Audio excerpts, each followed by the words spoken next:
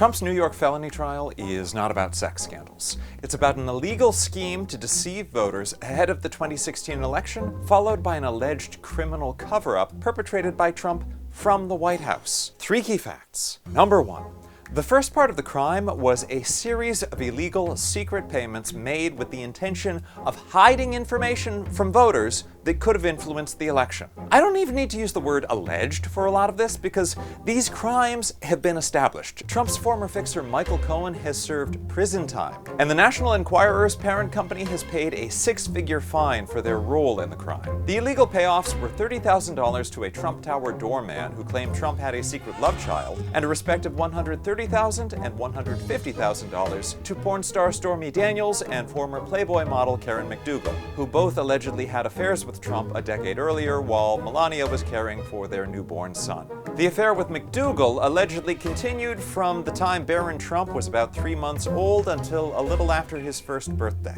During the 2016 campaign, as the doorman and McDougal sought to go public, the National Enquirer and its parent company paid them for exclusive rights to their stories, making them sign agreements not to tell anyone else. Former Enquirer publisher David Pecker testified he never had any intention of actually running the stories because he had a secret catch-and-kill deal with Trump to bury stories that would hurt Trump politically and fabricate stories that would hurt his opponents. The payment to Stormy Daniels was made by Michael Cohen, the Better Call Saul of the Trump Organization. Just 12 days before the election, Cohen took out a line of credit on his house to pay Daniels the $130,000 through a shell company. These payments were illegal, undisclosed campaign contributions that kept these allegations hidden from voters until after the election. Witnesses for the prosecution testify that it was Trump who was behind the illegal scheme. Number 2. The second part of the crime is how, in 2017, from the White House, Trump allegedly falsified business records to cover up parts of the initial crime. Trump allegedly reimbursed Cohen in a series of 11 payments processed through Trump's company. Trump is alleged to have created a total of 34 criminally false entries to New York business records to conceal the nature of these payments. Each of these entries carries a penalty of up to 4 years in prison. Number 3. Trump is lying when he characterizes the trial this way. Biden trial, I call it. President Biden has nothing to do with this trial. Let's be clear about how indictments work. They are issued by grand juries made up of ordinary citizens who've been summoned for jury duty. A prosecutor presents evidence to the grand jury, and if a majority think there's enough evidence to prosecute a suspect, only then does the trial move forward. Regular people voted to indict Trump in all 4 of his criminal trials.